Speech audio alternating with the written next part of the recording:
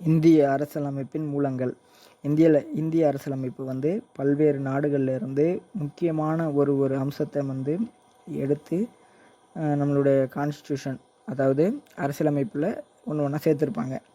அதில் வந்து 1935 இந்திய அரசு சட்டத்தில் 3/2 வந்து அதை வச்சு ஃபார்ம் பண்ணியிருப்பாங்க. அதில் என்னென்ன கொண்டு வந்திருப்பாங்கன்னா, ஆளுநர் அலுவலகம், ஆளுநருடைய உரை. இப்போ ஆளுநர் ஏதாவது உரை பேசணுன்னா சம்மந்தமானது இருக்கும். அப்புறம் வந்து நிர்வாக செயல்கள், நீதித்துறை, நெருக்கடி கால சட்ட முறைகள், பொதுப்பணி தேர்வாணையம், இந்த டிஎன்பிஎஸ்சிலாம் இருக்குல்ல, டிஎன்பிஎஸ்சி, யூபிஎஸ்சி அதெல்லாம் இங்கே தான் எடுத்துப்பாங்க. அப்புறம் கூட்டாட்சி தத்துவம், மத்திய பட்டியல், மாநில பட்டியல், state list, central list, concur list வருதுல, அது மாதிரி.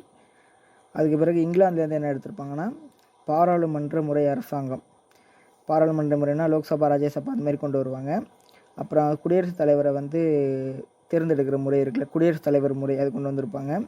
இரு அவை பாராளுமன்ற முறை, அதான் லோக்சபா, ராஜ்யசபா அது மாதிரி கொண்டு வருவாங்க. அமைச்சரவை மற்றும் அதன் தலைவர் வந்து பிரதமர், அது கொண்டு வந்திருப்பாங்க. ஒற்றை குடியுரிமை, சிங்கிள் சிட்டிசன்ஷிப்னு சொல்லுவாங்க, அது கொண்டு வந்திருப்பாங்க. சட்டம் இயற்றும் முறை, ஒரு சட்டம் இயற்றணுன்னா அதுக்கு என்னென்ன வழிமுறைகள் ஃபாலோ பண்ணணுங்கிறது அங்கேருந்து கொண்டு வந்திருப்பாங்க. சட்டத்தின் ஆட்சி, இதை வந்து அவங்க வந்து கொண்டு வந்திருப்பாங்க. அப்புறம் பாராளுமன்ற சலுகைகள், பாராளுமன்ற நடைமுறை, அமைச்சரவையின் கூட்டு பொறுப்பு, சபாநாயகர் முறை, நீதி பேரணைனா ஆர்டிக்கல் 226 என்ன சொல்லுதுன்னா, நீதி பேராணைகளை பற்றி சொல்லுது. அதில் வந்து ஒரு 4 வகை நீதி பேராணைகள் இருக்குது. அப்புறம் வந்து அமெரிக்காவிலேருந்து என்ன கொண்டு வந்திருப்பாங்கன்னா, முகவுரை, பிரையாம்பல்னு சொல்லுவாங்க, அது கொண்டு வந்திருப்பாங்க. அப்புறம் அடிப்படை உரிமைன்னு பார்த்தோம்னா அது வந்து அங்கேருந்து கொண்டு வந்திருப்பாங்க. அப்புறம் ஜுடிஷியல் ரிவ்யூன்னு சொல்லக்கூடிய நீதி புனராய்வு, அப்புறம் நீதித்துறை சுதந்திரம், தலைமை நீதிமன்ற முறை, துணை குடியரசுத் தலைவரை வந்து தேர்ந்தெடுக்கிற முறை, குடியரசுத் தலைவரை பதவி நீக்கிறது, உச்சநீதிமன்ற, உயர் நீதிமன்ற நீதிபதிகளுடைய பதவி நீக்கம், எழுதப்பட்ட அரசியலமைப்பு அது, அப்புறம் துணை குடியரசுத் தலைவரை பதவி நீக்கிற முறை, இதெல்லாம் வந்து அமெரிக்காவிலேருந்து கொண்டு வந்திருப்பாங்க.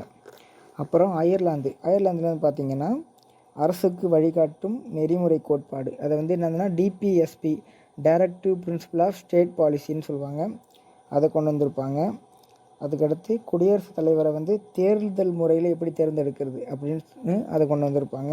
அப்புறம் ராஜ்யசபாங்கிறது வந்து ராஜ்யசபா எம்பியை வந்து தேர்ந்தெடுக்கிற முறையை வந்து அதாவது நியமனம் பண்ணுற முறையை வந்து அயர்லாந்துலேருந்து கொண்டு வந்திருப்பாங்க.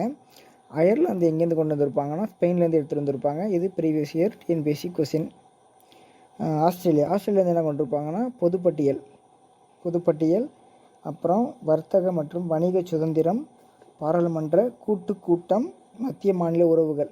அப்புறம் ஜெர்மனிலேருந்து என்ன கொண்டு வந்திருப்பாங்கன்னா, ஜெர்மனி அல்லது வெய்மர் குடியரசுன்னு சொல்லுவாங்க, அதுலேருந்து என்ன கொண்டு வந்திருப்பாங்க அப்படின்னு பார்த்தீங்கன்னா, நெருக்கடி நிலை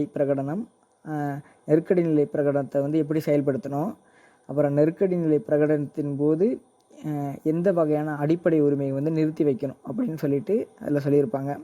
சோவியத் ரஷ்யா, அதாவது ரஷ்யாவிலேருந்து என்ன கொண்டு வந்திருப்பாங்கன்னா, அடிப்படை கடமை, ஃபண்டமெண்டல் டியூட்டிஸ் வந்து நம்ம ரஷ்யாவிலேருந்து கொண்டு வந்திருப்பாங்க.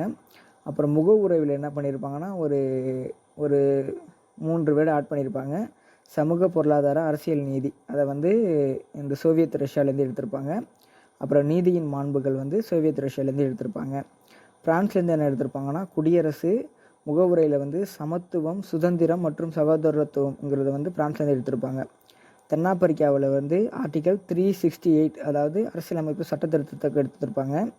அப்புறம் ராஜ்யசபா உறுப்பினர்களுக்கான தேர்தல் முறை, ராஜ்யசபாவை எப்படி நம்ம தேர்ந்தெடுக்கிறோமோ அந்த மாதிரி இதை வந்து அங்கேருந்து கொண்டு வந்திருப்பாங்க. கனடாவிலேருந்து என்ன கொண்டு வந்திருப்பாங்கன்னா, கூட்டாட்சி அரசாங்கம், ஃபெடரல் சிஸ்டம், அது வந்து கூட்டாட்சி அரசாங்கம், ஃபெடரல் கவர்மெண்ட் சொல்லுவாங்க அது. அதுக்கு பிறகு எஞ்சிய அதிகாரங்களின் பகிர்வு, வலுவான மத்திய அரசு கட்டமைப்பு, மத்திய மாநில ஆளுநரை நியமித்தல், மத்திய அரசு வந்து மாநில ஆளுநரை நியமிக்கிறது சம்மந்தமாக கனடாவிலேருந்து கொண்டு வந்திருப்பாங்க. உச்ச நீதிமன்றத்தின் நீதி ஆலோசனை வழங்கும் அதிகாரம், உச்சநீதிமன்றம் ஏதாவது நீதி ஆலோசனை வந்து அரசுக்கு வழங்கணும்னா அதை வந்து பண்ணலாங்கிறது வந்து கனடாவிலேருந்து கொண்டு வந்திருப்பாங்க. ஜப்பான்லேருந்து ஒன்றே ஒன்று மட்டும் எடுத்திருப்பாங்க, சட்டத்தினால் நிறுவப்பட்ட செயல்முறை. அதே போல் சுவிட்சர்லாந்துலேருந்து ஒன்றே ஒன்று எடுத்திருப்பாங்க, கூட்டாட்சியின் வரம்புக்குட்பட்ட அதிகாரங்கள்.